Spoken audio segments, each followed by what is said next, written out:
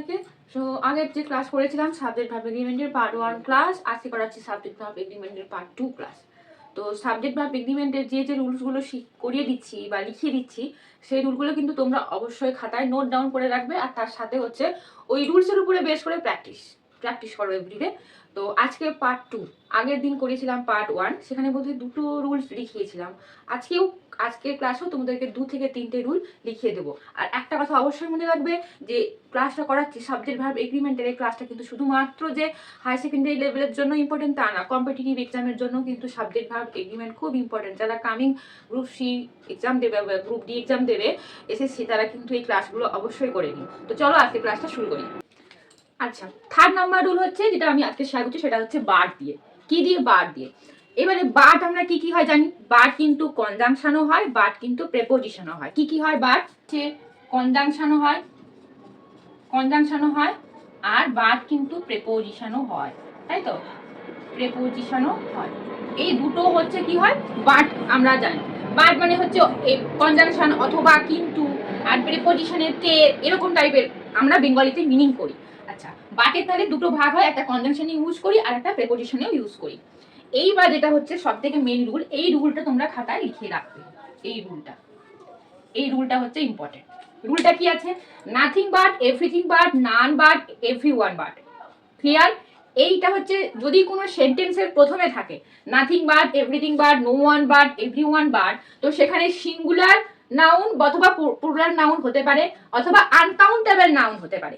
কি হতে পারে? Singular, either plural noun, either uncountable noun হতে পারে। এরপরে মানে এই ফার্স্টে যদি এইটা থাকে, তারপরে তাহলে singular, plural and uncountable noun থাকবে। আর ভার্ব কি হবে? Singular verb. ভার্বটা হবে কি? সিঙ্গুলার। তার কারণ হচ্ছে এটাই, আমি কিন্তু আগের ক্লাসে তোমাদেরকে যে একটা রুলস বলেছিলাম বিওটি দিয়ে, তাই তো?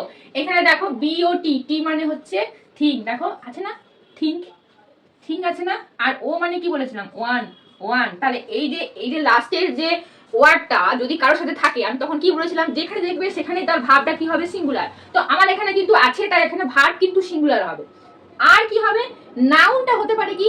সিঙ্গুলারও হতে পারে, প্লুরালও হতে পারে, এন্ড আনকাউন্টেবল নাউনও হতে পারে। আচ্ছা, এবার আমি এখানে একটা एग्जांपल তোমাদেরকে দিই। nobody but my brothers. nobody, এটা কিন্তু एग्जांपल দিচ্ছি জাস্ট এইটাকে বোঝানোর জন্য। nobody but my brothers have planned for the birthday party. Okay, this is the example. Okay, so আমার এখানে তুমি ভালো করে দেখো, এখানে আমার আছে কি? নোবডি আছে, ঠিক আছে? তাহলে বি মানে কি হবে? বলেছিলাম কি? বডি। ও মানে হচ্ছে ওয়ান, আর টি মানে হচ্ছে থিং। তাহলে আমার এখানে প্রথমেই হয়ে গেছে, আমি আইডেন্টিফাই করতে পেরে গেছি এখানে আছে কি? নোবডি। তাহলে আমাকে এখানে যদি এরর কনস্ট্রাকশন থাকে, তাহলে এরর কনস্ট্রাকশন হতে হবে কি? এক ভার্বে হয়তো কনস্ট্রাকশনে ভুল থাকতে পারে। তাহলে আমি এখানে খুঁজি ভার্ব কি আছে। এখানে আছে ভার্ব, এই যে আছে হ্যাভ, তাই তো? হ্যাভটা তো আর তোমার এখানে সিঙ্গুলার না, সরি, হ্যাভটা হচ্ছে প্লুরাল, তাই তো? তাহলে আমাকে যেহেতু আমি নোবডি থাকলে আমার ভার্ব হবে কি? সিঙ্গুলার। তাই আমার এখানে এই পোরশনটা কি আছে? ভুল আছে। ভার্বটা কি আছে? এখানে ভুল আছে। তাহলে আমার এখানে কি হবে? হ্যাজ। এখানে ভার্ব হবে কি? হ্যাজ। তাহলে কি হবে? Nobody but my brothers has planned for the birthday party. বুঝা গেছে? এই রিগার্ডিং মানে এই রুল রিগার্ডিং এই एग्जांपलটা তোমাদের সাথে শেয়ার করলাম। এইটুকু মনে রাখবে, এইগুলো যদি থাকে, মিন্স এই যে এই পোরশনটা যদি কোনো সেন্টেন্সের প্রথমে থাকে, তাহলে তার পরের নাউনটা যাই থাক, সিঙ্গুলার থাকুক, প্লুরাল থাকুক, আনকাউন্টেবল নাউন যাই থাকুক, তার ভার্বটা হবে কি? সিঙ্গুলার হবে। বোঝা গেল? এটা হচ্ছে 3rd নাম্বার রুল। ফার্স্টে পার্টে 1 and 2 দুটো রুল শেয়ার করেছিলাম, আজকে তোমাদের সাথে শেয়ার করছি 3rd নাম্বার রুল। এবারে আসি 4th নাম্বার রুলে। এবারে হচ্ছে মেনি আর মাছ। এই মেনি আর মাছের এই ব্যাপারটা তোমরা কিন্তু যখন নাউন পড়েছিলে, নাউন, তখন কিন্তু এই মেনি মাছের ডিফারেন্সটা তোমরা খুব ভালো করে তখন শিখেছো আশা করছি। আমি তাও এখানে সাবজেক্ট ভার্ব এগ্রিমেন্ট রিগার্ডিং কি তোমাকে জানতে হবে মেনি অ্যান্ড মাছ থেকে, সেটা তোমাদের সাথে শেয়ার করছি। মেনি মানে নাম্বার, মানে সংখ্যা বোঝাবে। সংখ্যা মানে তুমি কাউন্ট করতে পারবে, 1 2 3 4 করে বা 1 2 3 করে কাউন্ট করতে পারবে। সেটা হচ্ছে মেনি, সংখ্যা। আর মাছ হচ্ছে কোয়ান্টিটি, মানে পরিমাণ বা মাত্রা বোঝাবে। বোঝা গেল? তাহলে মেনি মানে নাম্বার, তুমি যেটা কাউন্ট করতে পারবে সংখ্যাতে, আর মাছ হচ্ছে কোয়ান্টিটি। এবারে মেনিতে আমি কি ফর্মুলা ইউজ করবো, মিনস কি রুল ইউজ করবো, মাছ থাকলে আমি কি রুলস ফলো আপ করবো। তাহলে মেনি থাকলে হবে plural countable noun, plural countable noun plus plural verb. Clear? তাহলে মেনি থাকলে হবে প্লুরাল কাউন্টেবল নাউন আর প্লুরাল ভার্ব। যেহেতু আমরা সংখ্যাটা কাউন্ট করতে পারছি, তো সেখানে আমার মোর দ্যান ওয়ান জিনিস থাকতেই পারে, সেই জন্য আমার কাউন্টেবল নাউনটা হবে কি প্লুরাল কাউন্টেবল নাউন, আর ভার্বটাও হবে কি প্লুরাল ভার্ব। বোঝা গেল? আর মাছ মানে কি কোয়ান্টিটি, তাহলে আমি যখন মাছ বোঝাবে, কোয়ান্টিটি বোঝাবে, তাহলে সেটা আমি নিশ্চয়ই 1 2 3 করে কাউন্ট করতে পারবো না। আমি আগের একটা ক্লাস করেছিলাম countable noun and uncountable noun. ওই কাউন্টেবল নাউন অ্যান্ড আনকাউন্টেবল নাউনের মধ্যেও কিন্তু মেনি এর মাছটা কিন্তু ইম্পর্টেন্ট। ক্লিয়ার? মাছ মানে হচ্ছে কোয়ান্টিটি। তাহলে মাছে, তাহলে মাছ এতে এতে আমি তাহলে কিটা কোন রুলসটা অ্যাপ্লাই করব? মাছের রুলস অ্যাপ্লাই হবে uncountable noun plus singular verb. Uncountable noun আর হচ্ছে সিঙ্গুলার ভার্ব। তার কারণটা কি? নাম্বার আমি কাউন্ট করতে পারছিলাম, 1 2 3 4 করেছো, that's why the noun is plural countable noun and verb is plural verb. And quantity, so we cannot count in 1 2 3 4, so that's why the noun is uncountable noun and the verb is singular verb. Clear এটুকু? এইবারে many আর মাছ related কোন রুলটা subject verb এগ্রিমেন্টে তোমাদেরকে follow up করতে হয়। আমি তোমাদেরকে শুধু এটাই বলেছিলাম যে মেনি থাকলে plural noun and plural verb, এইটাই তোমাদেরকে ফলো আপ করতে হবে। কিন্তু শুধুমাত্র যে মেনি যে থাকবে তা নাও থাকতে পারে। তোমাদেরকে তো কম্পিটিটিভ এক্সাম দিচ্ছ বা হাই সেকেন্ডারি এক্সাম দিচ্ছ, সেখানে তো আর একদম সিম্পল বা ইজি কোশ্চেন থাকবে এটা তো আশা করা যায় না। যদি এই মেনি ছাড়া এইরকম ধরনের টপিক দেয়, মানে ধরো এখানে থাকে যদি আ গ্রেট মেনি বা আ গুড মেনি, এইরকম যদি থাকে, এই যে মেনির সাথে যদি এ গ্রেট বা এ গুড এরকম ধরো অ্যাড করে দিল, তাহলেও কিন্তু সেম ফর্মুলা বা সেম রুলই অ্যাপ্লাই হবে। সেটা হচ্ছে কি plural noun plural verb, plural noun and plural verb. Clear? বোঝা গেল? এই তিনটে ফর্মুলা কিন্তু বা রুল খাতায় কিন্তু লিখে রাখবে।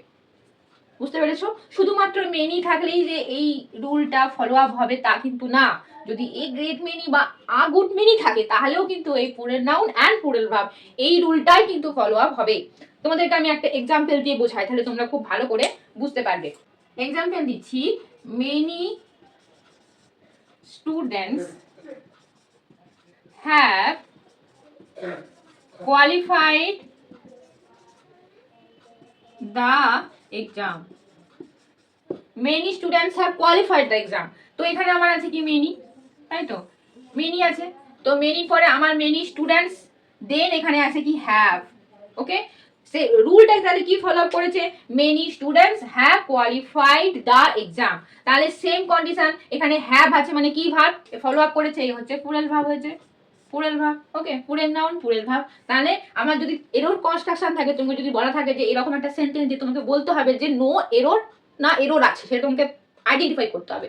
তাহলে এই রুলটা মনে রাখবে যে মেনি দিয়ে যদি থাকে, মেনি এ গ্রেট মেনি বা এ গুড মেনি যাই থাকুক না কেন, তার plural noun and plural verb তা হবেই। ঠিক আছে? তাহলে আমার এরকম থাকলে তাহলে আমার শুধু দেখে নিতে হবে ভার্বে ভুল আছে কিনা, না নাউনে ভুল আছে, সেটা আমাকে একটুখানি আইডেন্টিফাই করে নিতে হবে। দিলে আমি বুঝতে পারবো যে কোথায় ভুল থাকছে। হয়ে গেল? তাহলে এটা হলো, আগেরটা ছিল 3rd নাম্বার রুল, তাহলে এটা হচ্ছে 4th নাম্বার রুল। ক্লিয়ার? এইবারে এর একটা এক্সেপশনাল থাকে, সে এক্সেপশনালটা তোমার সাথে শেয়ার করছি। এক্সেপশনাল যেটা হয় সেটা হচ্ছে এক্সেপশনাল, আমরা জানি মেনি থাকলে প্লুরাল নাউন প্লুরাল ভার্ব হয়। এইবার ধরো মেনির সাথে যদি এ আইদার অ্যান অ্যাড থাকে, তাহলে আমার হবে কি সিঙ্গুলার নাউন হবে আর সিঙ্গুলার ভার্ব হবে। শুধু কোনখানটা মনে রাখতে হবে যে ওইখানে ছিল মেনি আ গুড মেনি এরকম ছিল, কিন্তু তারপরে কিন্তু এ বা অ্যান্ড কোনো কিছু ছিল না। কিন্তু যদি কোনো জায়গাতে দেখো যে মেনির সাথে আমার এখানে এ বা অ্যান্ড এইটা অ্যাড আছে, তাহলে কিন্তু তারপরের নাউনটাও হবে সিঙ্গুলার, তারপরের ভার্বটাও কিন্তু হবে সিঙ্গুলার। শুধু আইডেন্টিফাই করে ফেলবে এইখানটাতে এইটা অ্যাড করা আছে কিনা। যদি এইটা অ্যাড করা থাকে তাহলে singular noun, and singular verb হবে। যদি এইটা অমিট থাকে, এটা যদি না থাকে, তাহলে ওই দিকেরটা হবে plural noun and plural verb. Clear হয়ে গেল? একটা এক্সাম্পল দিই। আগের এক্সাম্পলটাই আমি লিখছি আবার return. Many students have qualified the exam. এটা হচ্ছে আগের এক্সাম্পল ছিল। নেক্সট এক্সাম্পলটা এই রুলস রিগার্ডিং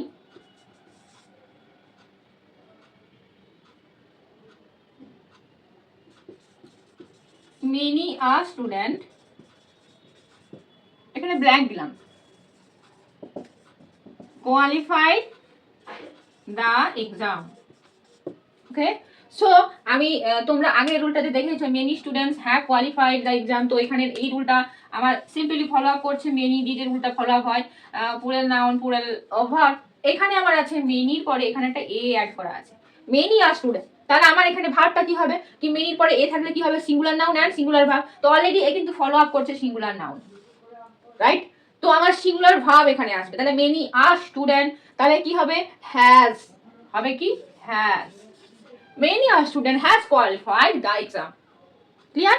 এই কিছু এক্সেপশনাল কিন্তু মনে রাখতে হবে। শুধুমাত্র যে একেবারে গতানুগতিক ধারাতেই রুলস ফলো আপ করে তুমি কোশ্চেন পেয়ে যাবে তা কিন্তু হবে না। কম্পিটিটিভ এক্সাম, এসএসসি, সিজিএল যারা যারা দিচ্ছ, ব্যাংকের পরীক্ষা যারা যারা দিচ্ছ, এইরকম ধাঁচের কিন্তু কোশ্চেন আসবেই, এবং এই রুলগুলোও কিন্তু মনে রাখতে হবে। আজকে তোমাদের সাথে আমি আর দুটো রুল শেয়ার করলাম। আগের দিন দুটো রুল শেয়ার করেছি, আজকে দুটো রুল শেয়ার করলাম।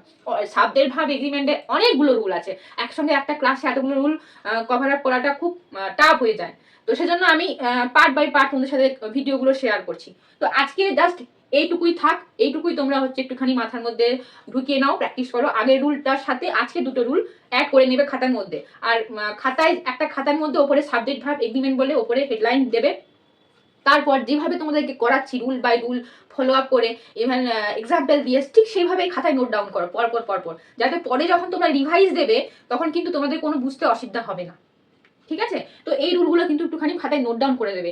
এই রুলটা তোমাদের জন্যই আমি বিশেষ করে কিছু কিছু জায়গা থেকে ছোট ছোট করে রুলগুলো তোমাদের জন্য প্রিপেয়ার করে দিয়েছি, যাতে তোমাদের বুঝতে সুবিধা হয়। তো আজকের জন্য জাস্ট এই দুটো রুল তোমাদের সাথে শেয়ার করলাম। নেক্সট ক্লাসে মানে মিনস পার্ট 3 এর ক্লাসে আরো দুটো বা তিনটে রুল শেয়ার করবো। তো আজকের জন্য এইটুকুই। সবাই খুব ভালো থেকো আর খুব ভালো করে প্রিপারেশন নাও পরীক্ষার জন্য। দেখা হবে নেক্সট ক্লাসে।